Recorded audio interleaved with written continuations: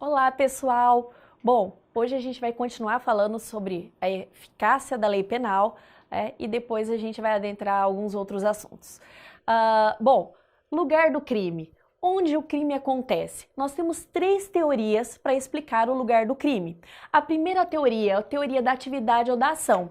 Para essa teoria, o local do crime é aquele em que acontece a ação ou a omissão. Para uma segunda teoria, a teoria do resultado do evento, o lugar do crime é onde ocorre a consumação do delito, onde ocorre o resultado. E, por último, a teoria mista ou da ubiquidade, ela entende que é local do crime tanto aquele da ação ou da omissão, quanto da produção do resultado. Nós adotamos a teoria da ubiquidade, que é o que diz o artigo 6º do Código Penal. Considera-se praticado o crime no lugar em que ocorreu a ação ou omissão, no todo ou em parte, bem como onde se produziu ou deveria produzir o resultado. Então, para nós, local do crime é onde o crime toca. Se o crime tocar uma vez aqui no território brasileiro, já pode se aplicar a lei brasileira. Local do crime é tanto da ação, tanto da conduta, quanto da produção do resultado. Muito bem, extraterritorialidade, a aplicação da lei fora do nosso território nacional. A lei brasileira ela tem aplicação aos delitos praticados também no estrangeiro, como nós já vimos. Essa extraterritorialidade ela pode ser incondicionada ou condicionada, ou seja, ela pode não necessitar de nenhuma condição para que se aplique a lei brasileira naquele caso concreto, como o artigo 7º, inciso 1 do Código Penal, quanto ela pode ser condicionada, conforme o artigo 7º, inciso 2º e parágrafo 3º do Código Penal, como, por exemplo, o indivíduo entrar no nosso território nacional, esse delito ser punido tanto no país de origem quanto aqui no Estado brasileiro, entre outros, ok? A contravenção penal, ela é uma exceção, não se aplica a lei brasileira a contravenções penais praticadas no exterior, por expressa previsão legal. Está lá no artigo 2º da Lei de Contravenções Penais, tudo bem? Bom, eu trouxe aqui para vocês uma questão tratando dessa eficácia da lei penal. É uma questão da OAB de 2016 e diz o seguinte, olha, revoltado com a conduta de um ministro do Estado, Mário se esconde no interior de uma aeronave pública brasileira, isso aqui é importante, uma aeronave pública brasileira, que estava a serviço do governo no meio da viagem, no espaço aéreo referente ao Uruguai. Desfere 5 facadas no ministro com o qual estava insatisfeito, vindo-lhe causar lesão corporal gravíssima. Diante da hipótese narrada, com base na lei brasileira, assinale a alternativa correta. Então, Mário poderá ser responsabilizado segundo a lei brasileira, com base no critério da territorialidade. Essa é a resposta correta. Isso é uma questão constante em concurso público, Eles perguntam da questão da aeronave ou da embarcação pública, e aí a pessoa resolve responder, que é com base na exceção, na extraterritorialidade. E não é a extraterritorialidade, e sim a territorialidade, porque é uma extensão do território nacional, de acordo com o artigo 5º, parágrafo 1º lá do Código Penal, ok? Então, essa é a resposta correta, em razão do critério da territorialidade. Tudo bem? Lei penal em relação às pessoas. A lei penal, como nós já vimos, ela se aplica a todos. No entanto, nós temos duas situações em que há exceções, que são os casos das imunidades diplomáticas e as imunidades parlamentares. As imunidades diplomáticas, são imunidades conferidas aos diplomatas e chefes do governo estrangeiro, e isso é definido por tratados e convenções internacionais, enquanto que as imunidades parlamentares, elas estão previstas na nossa Constituição. Então vamos começar com as imunidades diplomáticas. A imunidade diplomática, ela tem natureza formal e natureza material. que isso quer dizer? Quer dizer que ela impede, ela exclui a jurisdição criminal para essas pessoas que tenham essa imunidade diplomática. Não importa qual tipo de crime, a lei brasileira não se aplica a essas pessoas. Isso não quer dizer que elas serão impunes, não é? Pelo contrário, elas serão punidas, mas pela lei do seu país. E a imunidade também tem o cunho formal, porque não se admite prisão dessas pessoas, desses indivíduos com essas imunidades. E quem são esses indivíduos, né? Quem são esses indivíduos que têm essa imunidade? Então, são chefes e representantes do governo estrangeiro, agentes diplomáticos, pessoal técnico e administrativo das representações, seus familiares e funcionários de organizações internacionais, como a ONU, a OEA. Essa imunidade diplomática, ela é irrenunciável. O próprio diplomata, o chefe do governo estrangeiro, esse pessoal que eu acabei de elencar, eles não podem renunciar a essa imunidade, exceto só quem pode renunciar é o seu país de origem. Então, o país de origem pode renunciar à imunidade conferida a essas pessoas, mas não a própria pessoa. Tudo bem? Imunidade parlamentar. A imunidade parlamentar são prerrogativas que os membros do Congresso Nacional possuem, né? A Constituição Federal, ela prevê duas espécies de imunidade. A imunidade absoluta, ou também chamada a real ou substantiva, que está disposta no artigo 53 da Constituição Federal, que diz que os deputados e senadores, eles são invioláveis, civil e penalmente, por quaisquer opiniões e palavras e votos. Então, eles são imunes a possíveis delitos, principalmente crimes contra a honra, praticados ali durante o exercício da sua função, no que diz respeito às suas opiniões, às palavras e votos, não é? E nós temos também a imunidade processual, ou também chamada formal, né, ou propriamente dita, que tem previsão legal no artigo 53 da Constituição Federal, do artigo 1º até do parágrafo 1º até o parágrafo 5º desse artigo 53. São imunidades, né, em relação à prisão e ajuizamento da ação penal, bem como a imunidade para servirem como testemunha. Então, essas imunidades formais, até coloquei aqui o artigo 53, parágrafo 1º, diz lá, olha, deputados e senadores, desde a expedição do diploma, serão submetidos a julgamento perante o STF.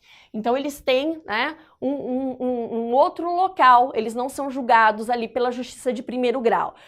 Parágrafo 2º, desde a sua expedição do diploma, os membros do Congresso Nacional não poderão ser presos, salvo em flagrante crime e em caso de flagrante de crime afiançável. Então, nesses casos, eles podem ser presos, tá?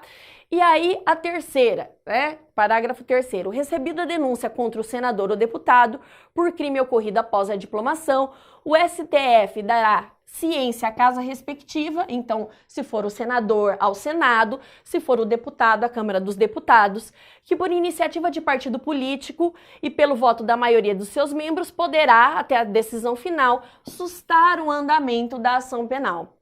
Então, existem algumas restrições em relação à eficácia da lei penal das pessoas, tanto essa imunidade diplomática quanto essa imunidade parlamentar, ok? Bom, tratando da eficácia da sentença estrangeira. Olha, se eu tenho uma sentença lá estrangeira, ela vai ter vigência aqui no direito brasileiro, né? Se o condenado estiver no nosso território nacional, ela tem sim eficácia, desde que ela seja homologada. Após a homologação, ela se torna um título executivo. Então, é o que diz o artigo 9º do Código Penal. A sentença estrangeira, quando a aplicação da lei brasileira produz na espécie as mesmas consequências, pode ser homologada no Brasil. Professora, mas quem faz essa homologação? Quem faz essa homologação é o STJ. Então, para que a sentença estrangeira tenha eficácia no nosso território nacional, é necessário essa homologação que é realizada pelo STJ. Ok?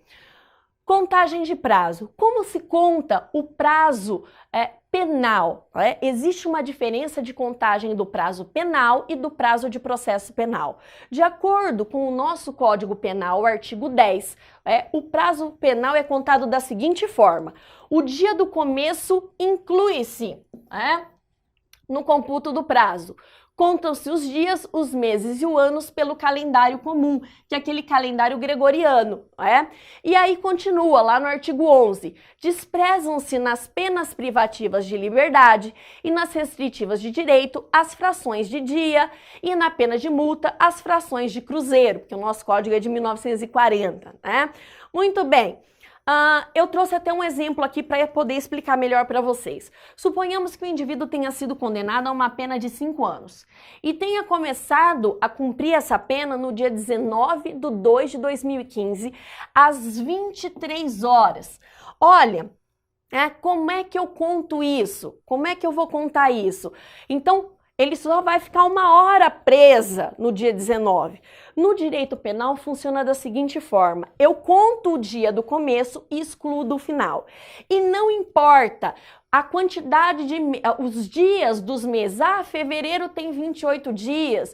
Não, mas esse é ano bissexto. Outubro, tal mês tem 30 dias, outro tem 31. Pra gente, no direito penal, isso não importa. A gente conta tudo como um ano, um mês. Não importa a quantidade de dias deste ano ou desse mês. Então, nesse exemplo aqui, o indivíduo vai terminar de cumprir a sua pena no dia 18, no dia 18/2/2020, 5 anos. Exclui o dia, conta o dia do começo, exclui o do final e não se contam frações de horas, Não se contam frações, só ficou 1 hora, só ficou 2 horas. Tudo bem? Diferente do prazo do processo penal, que está lá no artigo 798, parágrafo 1º do Código de Processo Penal. No Código de Processo Penal funciona diferente. Exclui-se o dia do começo e conta do final. Então, por exemplo, nós, que somos advogados e temos lá um prazo penal, olha, você tem 5 dias para apresentar um recurso, Para apresentar uma apelação. Como é que conta esse prazo que é de natureza processual? É igual ao penal? Não.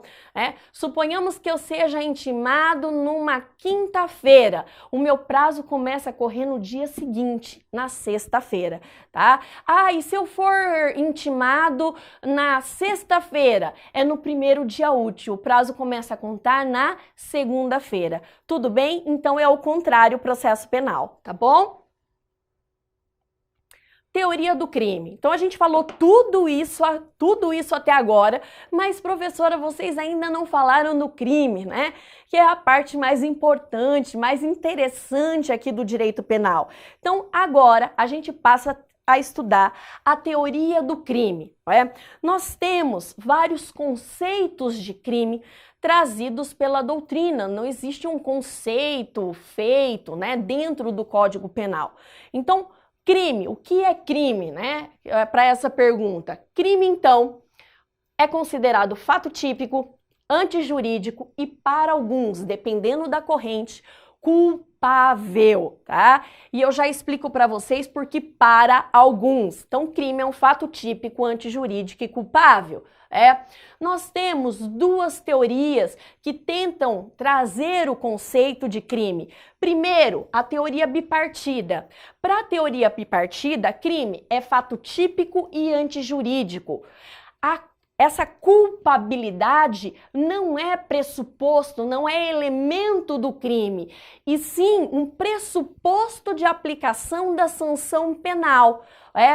Já por sua vez, a teoria tripartite, ela diz que crime é fato típico, antijurídico e culpável.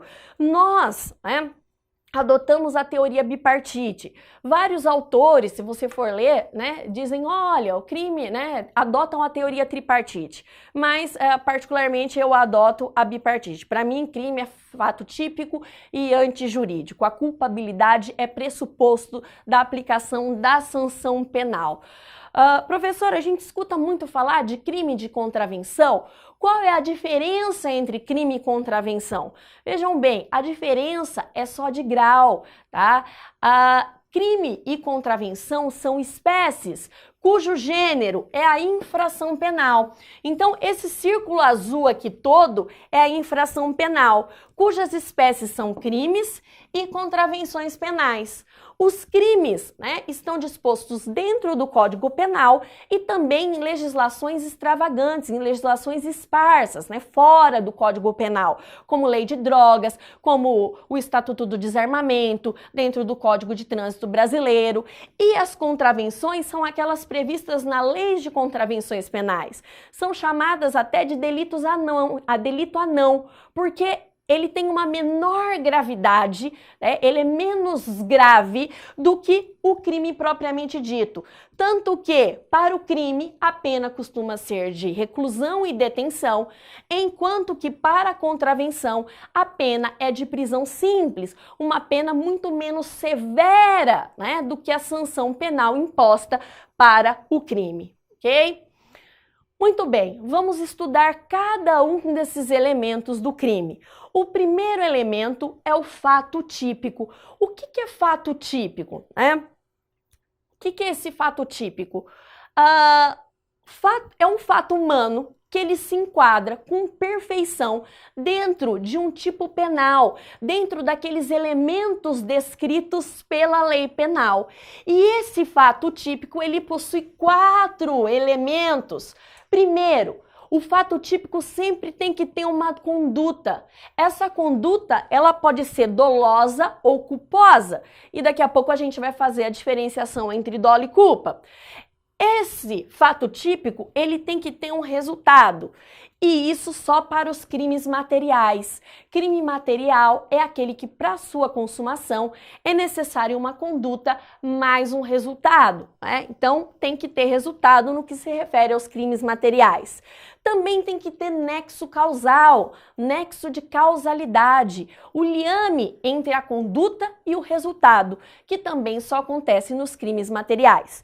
E, por fim, nós temos que ter a tipicidade. Aquela conduta deve estar prevista em lei, ok? Vamos falar um pouquinho dessa conduta, O primeiro elemento do fato típico. O que é essa conduta? Não há crime, Não há infração sem conduta, Tem que ter essa exteriorização, essa ação ou essa omissão. Então, não há crime sem conduta. Quais são os elementos da conduta? A conduta também tem alguns elementos. Eu tenho que ter vontade, de praticar aquela conduta. Eu tenho que ter uma finalidade. Eu pratico a conduta com um fim específico. Eu quero determinada coisa. Eu tenho que exteriorizar essa minha conduta. Se eu ficar só lá no pensamento, nossa, eu quero matar muito meu inimigo, nossa, como eu quero, o direito penal não vai punir isso. A conduta tem que ser exteriorizada. Eu tenho que iniciar a execução. E por fim, a consciência daquilo que eu estou fazendo. Então, como é que eu posso exteriorizar a minha conduta? De 2 formas. Por uma ação, e aí a gente chama isso de crimes omissivos. A ação é fazer alguma coisa, é uma conduta positiva, é um fazer algo. Então eu vou lá e subtraio alguma coisa, eu vou até lá e dou 3 facadas no meu desafeto. Eu pratico uma conduta positiva, Então isso é chamado de crime comissivo. E eu também posso exteriorizar essa minha conduta pela omissão. O que é omissão? É deixar de fazer alguma coisa, é um não fazer. Nossa, professora, mas eu posso praticar um crime deixando de fazer alguma coisa? Pode. E é aí que eu tenho as 3 espécies de crime omissivo. O primeiro deles, o crime omissivo próprio. O que é o crime omissivo próprio? É aquele em que a legislação, que o ordenamento jurídico prevê expressamente a omissão. Exemplo, omissão de socorro, artigo 135 do Código Penal. artigo 135 do Código Penal. Ele diz lá, deixar de prestar socorro. Isso é o crime omissivo próprio. É aquele que tem uma previsão legal, né, expressa da omissão, ok? Já os crimes omissivos impróprios, ou também chamados comissivos por omissão, são aqueles em que não há uma previsão legal expressa da omissão, como, por exemplo, na omissão de socorro. O que existe é a previsão de um crime comum, né, que pode ser praticado por omissão, desde que o agente, que o autor do delito, tenha o dever legal de impedir o resultado. Quem é que tem o dever legal de impedir o resultado? Está lá no artigo 13, parágrafo 2º do Código Penal. Exemplo. Pai, em relação aos filhos menores, eles têm o dever legal de proteger essas crianças. Então, um exemplo de crime omissivo impróprio é aquela mãe que, com o objetivo de matar o seu filho, seu filho pequeno, deixa de alimentá-lo, ou deixa propositalmente de fornecer uma medicação que era necessário para sua sobrevivência. Se essa criança vier a falecer em razão da omissão da mãe, essa mãe responde pelo crime, no nosso exemplo, de homicídio, ok? E por fim, nós temos os crimes omissivos por comissão. O crime omissivo por comissão, eu tenho uma conduta inicial positiva, uma ação que provoca uma omissão. Exemplo disso, uma pessoa no meu local de trabalho, passa mal e o meu chefe, me segura, me impede de eu prestar socorro. O meu chefe praticou um crime, se essa pessoa vier a falecer, um crime omissivo por comissão, ok? Bom, sujeito do crime. Quem é que pode ser sujeito de um crime? O que é sujeito de um crime? Nós temos dois tipos de sujeitos do crime. Nós temos o sujeito ativo, que é aquele que pratica a conduta, que pratica a ação nuclear. A ação nuclear sempre vem representada por um verbo no crime. Então tem lá, constrangimento ilegal, constranger, isso é ação nuclear. No crime de homicídio, matar alguém, matar, essa é a ação nuclear. No crime de furto, subtrair para si ou para outra, é subtrair. Então o sujeito ativo é quem pratica a ação nuclear. Esse é o sujeito ativo, é o autor do delito. E esse autor do delito, ele pode ser autor ou ele pode ser partícipe. Professora, mas quem é o partícipe? O partícipe é aquele indivíduo que, sem praticar a ação nuclear, contribui de alguma forma, contribui de alguma maneira para a prática do delito, sem, no entanto, praticar a ação nuclear. Então, por exemplo, é aquele indivíduo que instiga, auxilia ou induz alguém à prática do crime. Então você tem lá um amigo, você tem lá uma pessoa, ele chega para você e diz, nossa, queria muito matar a minha inimiga, é uma vontade minha, a vontade do peito, quero muito, e eu digo, muito legal, bacana essa sua ideia, ele diz, mas não sei como, eu digo, tá resolvido o problema, empresto a você minha arma de fogo. Você empresta a arma de fogo sabendo que essa pessoa vai matar alguém com aquela arma. Você está prestando auxílio material. Então, nesse caso, se realmente ocorrer um homicídio, o indivíduo, o autor, aquele que matou, responde por homicídio e você responde por homicídio como partícipe, ok? Além disso, quem é o sujeito passivo, professora, do delito? O sujeito passivo é a vítima, é aquela pessoa que tem o seu bem jurídico lesado. Então, no furto, é aquela pessoa que foi desprovida do seu patrimônio. No crime de estupro, a pessoa que teve a sua liberdade sexual ofendida. Então, o sujeito passivo sempre é a vítima do crime. E aí existe uma questão na doutrina e na jurisprudência a respeito da pessoa jurídica. Pessoa jurídica, pode ser sujeito ativo de crime, ou seja, pode ser autor. Nós temos duas teorias que tentam explicar essa situação.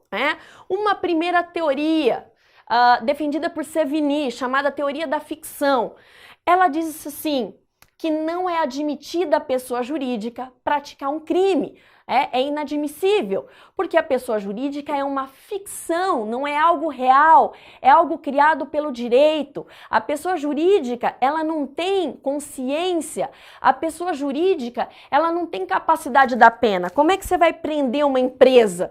Como é que você vai aplicar uma pena a uma empresa, a uma pessoa jurídica? Por sua vez, nós temos a segunda teoria, chamada teoria da realidade. E ela diz o seguinte, olha, pessoa jurídica é um ente real, sim. Ela tem vontade, sim, que é a vontade coletiva da pessoa jurídica, isso é votado.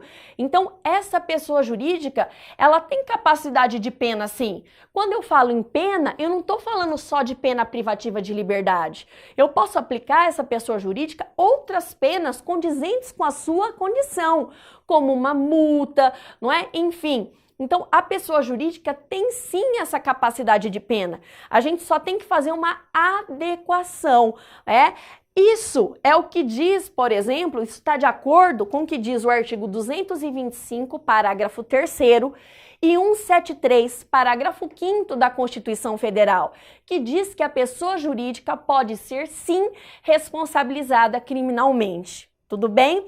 Lógico, quando a gente pensa, por exemplo, em grandes crimes ambientais, na maior parte das vezes, quem pratica esses crimes ambientais são pessoas jurídicas, ok?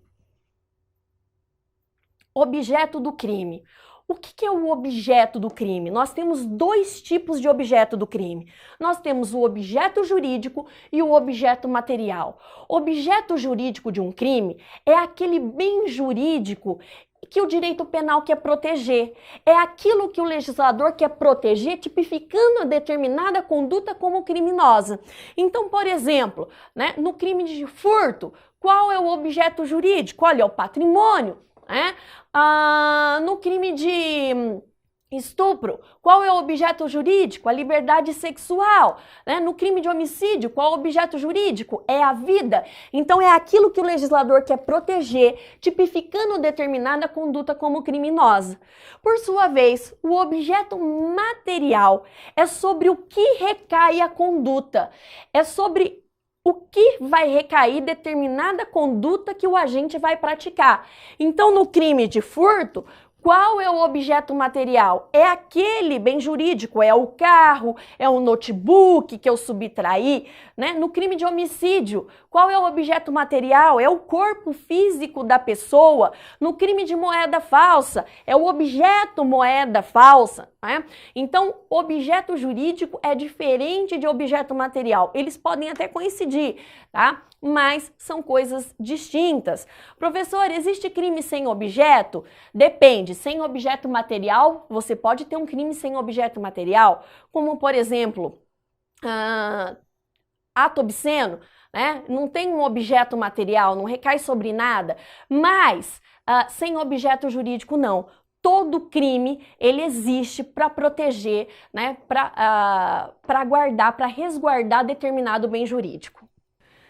Resultado, o nosso segundo elemento do fato típico.